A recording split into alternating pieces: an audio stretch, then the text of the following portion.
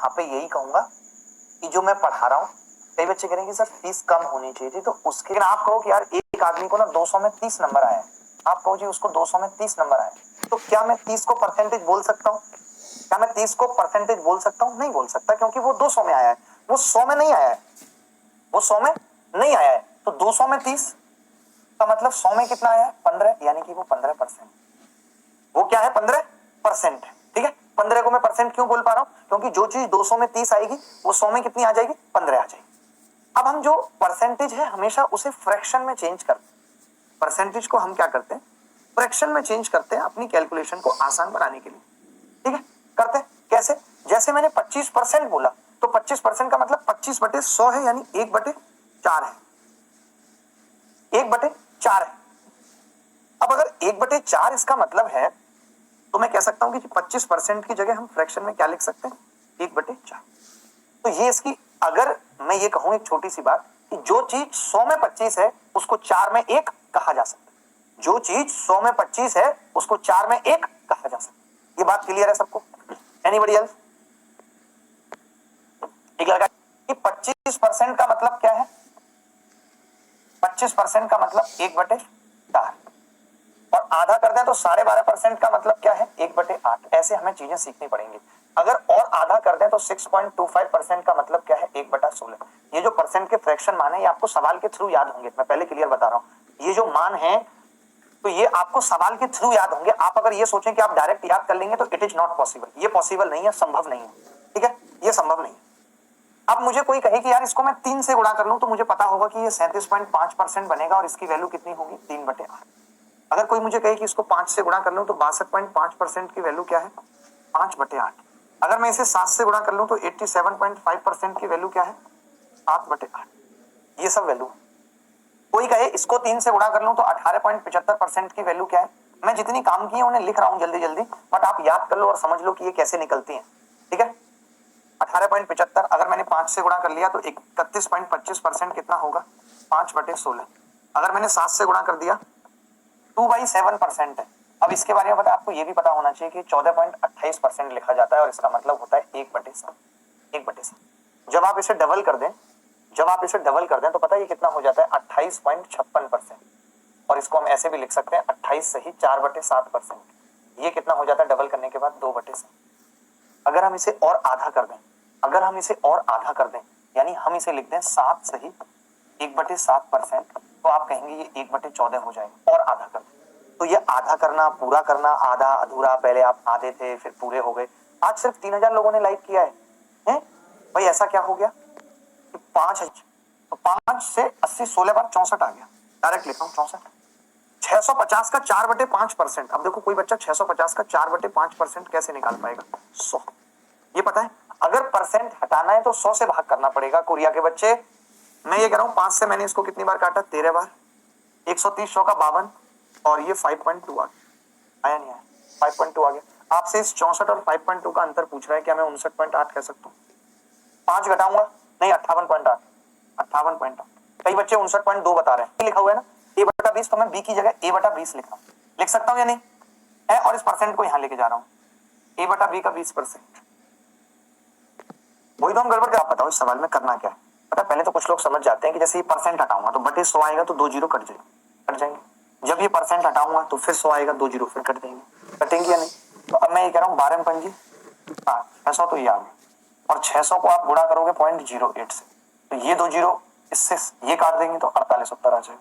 क्या ये सवाल मुश्किल था? 7200। ठीक है, 33 सही 1/3%। तो मैं डायरेक्ट जानता हूँ कि 1/3 होगा या नहीं? बोलो, जानता हूँ कि नहीं डायरेक्ट? लेकिन ये बड़ा अलग है। 4 दिया 12 और 1 13/400 लिख दूंगा मैं डायरेक्ट, क्योंकि 4 आएगा और 100 इसलिए ताकि परसेंट हटाया है। और क्या करें बताओ? अब मैं ये जानता हूं कि जो 35% होता है, मुझे याद है वो 7/20 होता है। होगा ही 7/20। और ये कमबख्त 35 का आधा है, तो ये कितना हो जाएगा? 7/40 हो जाएगा। आप इसे 7/40 भी लिख सकते थे और 35/200 भी लिख सकते थे। दोनों चीजें लिख सकते थे, 35/200 भी और 7/40 भी चलेगा। तो अब आपने कहा हाँ जी चलेगा, दौड़ेगा। तो अब मैंने कहा कि भाई 0 0 से 0 0 कट गई। 4 तिया 12 6 72 हो गया। कटेगा कि नहीं? अब आपने देखा कि ये 6 7 42, 13 दूनी 26 का 6। अच्छा, फिर और भी कट जाएगा। ये 20 बार कट जाएगा और ये 3 बार कट जाएगा। सात दिया 21 दिया 63 का 3 हासिल 6, 21 एकम 21 और 6 27 बटे 20। आप समझ गए कि ये कितना आ जाएगा 13 पॉइंट में। मतलब मैं सिर्फ इतना बताना चाह रहा था, कई बार हम बहुत बड़े बड़े सवाल कर लेते हैं, बहुत बड़ी बड़ी चीजें कर लेते हैं, लेकिन छोटे छोटे सवाल हमसे नहीं हो पाते। और ऐसा नहीं है कि वो छोटे छोटे सवाल पेपर में नहीं आ रहे। मुझे नहीं लगता कि सवाल में क्या था, मैं आपको ट्रिक भी बता देता हूँ इस सवाल की। से चुनाव लड़ने की सोच रहा हूँ एमएलए का, क्या मुझे 30,000 रुपयों की मदद मिल पाएगी? अब आप बताओ, ये एमएलए का चुनाव लड़ने जा रहा है और 30,000 की मदद मांग रहा है, ये प्रधानी के लायक नहीं है। आज प्रधानी का चुनाव लड़ो तो उसमें 3 लाख खर्च हो जाते हैं। इसका मतलब कि ये झूठ बोल रहा है। देखो भाई सत्तू, आप देखो, वाओ 6,000 लोगों ने पसंद किया, मजा आ गया। ए और बी क्रमशः 30% और 50% है, जो संख्या सी से अधिक। वाह, क्या हिंदी है तुम्हारी। तुम्हें तो इस हिंदी के लिए अवार्ड मिलना चाहिए। कहो तो जावेद अख्तर साहब को बुला दूं तुम्हारे आंगन में, गा देंगे मेरे अंगने में, तुम्हारा क्या काम है। तवाना आदमी भी साथ होंगी और गोद में बैठा देंगे फरहान अख्तर को। बोलो लल्ला है, अभी तक शादी नहीं हुई। मैं ये कह रहा हूं number A and B are 30% and 50% more than C. यार ये क्या भैया सवाल एसएससी पूछ रही है, भगवान ना करे कि आप पूछे, मैं चाहता भी नहीं हूं, इसीलिए मैं मुश्किल सवाल भी लाया हूं। अगर ये 100 है तो ये 130 है और ये 150 है या नहीं। और इन दोनों का रेशियो पूछ रहा है 13-15। क्यों पूछना चाहिए था ये सवाल, क्यों पूछ के समय खराब कर रहे थे बच्चों का। 7% कम है। अबे कौन बनाता है ये सवाल, कौन बनाता है बे।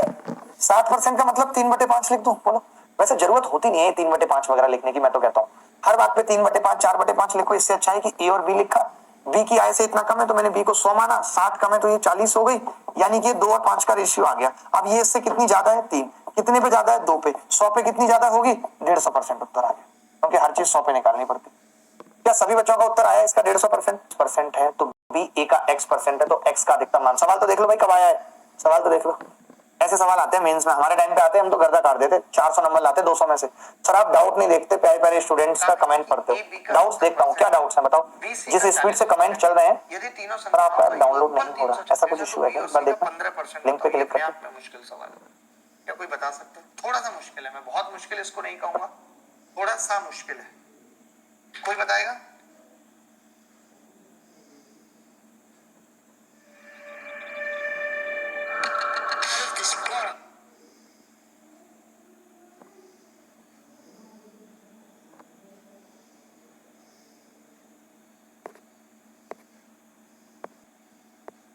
ए का 91%, बी का 39% है और बी ए का x% है। ये बात क्लियर है?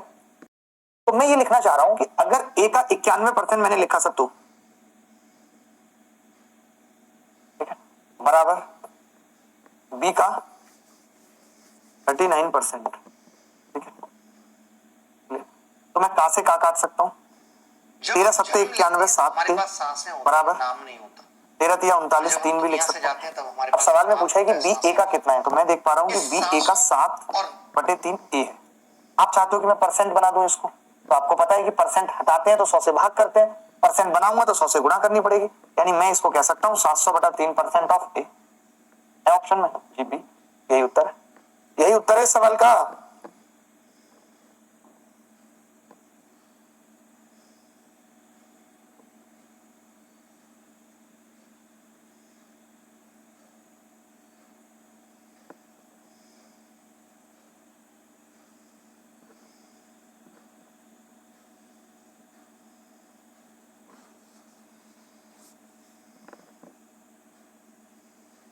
आगे बढ़ते हैं, मैं इस सवाल को दोबारा बता रहा हूं। ए का 91%, बी का 39% है।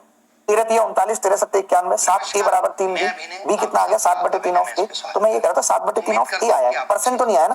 परसेंट जब ये हटेगा तो बटे 100 हो जाएगा, वापस 7/3 आ जाएगा। बात क्योंकि मैंने अपने जीवन अगला सवाल, में कठिन दौर को भी जिया है, CHSL 2021, साधारण जीवन को भी जिया है, और एक ए बी और सी तीन धनात्मक संख्याएं इस प्रकार हैं कि ए बी का 70% है, बी सी का 40% है। यदि तीनों संख्याओं का योगफल 336 है तो बी और सी का 15% बताओ। ये अपने आप में मुश्किल सवाल है, क्या कोई बता सकते हैं? थोड़ा सा मुश्किल है, मैं बहुत मुश्किल इसको नहीं कहूंगा, थोड़ा सा मुश्किल है, कोई बताएगा? अगर जिंदगी में सर जी आपका नाम लेके बोला है, आदेश यहाँ फॉलो करते हैं, ध्यान से सुनना, कमेंट करके फटाफट बताओ। मैंने पी को प्रिंसिपल को 100 माना और मैंने कहा कि 9.5% रेट है, 4 साल के लिए है, तो इसको गुणा किया 4 से, हर साल 9.5। बच्चा लिख बताओ, तो फिर प्राइस निकालने की जरूरत क्या है? आप देख सकते हो कि इसका मतलब क्या है, इसका मतलब क्या है 1/6, 1/6 है इसका मतलब प्राइस का। तो मैं ये देख सकता हूं कि प्राइस क्या है 6 से 7, प्राइस 6 से 7, तो क्वांटिटी क्या होगी 7 से 6, होगी या नहीं? क्वांटिटी क्या होगी? 7 से 6। कितनी कम हो गई क्वांटिटी? एक की वैल्यू कितनी है? 8। एक की 8 कम हो गई, यानी पहले कितने खरीदता था? 7 8 थे। यही पूछा है, पहले 1 रुपए में कितने केले आते थे? कौन से जमाने का सवाल है? 56 केले 1 रुपए में। बताओ आप। सर नीतू मैम ने एक वीडियो बनाया है AIR 1 को लेकर के, ये टॉपर्स खरीदे। यार मैं अभी इस पे अपनी कोई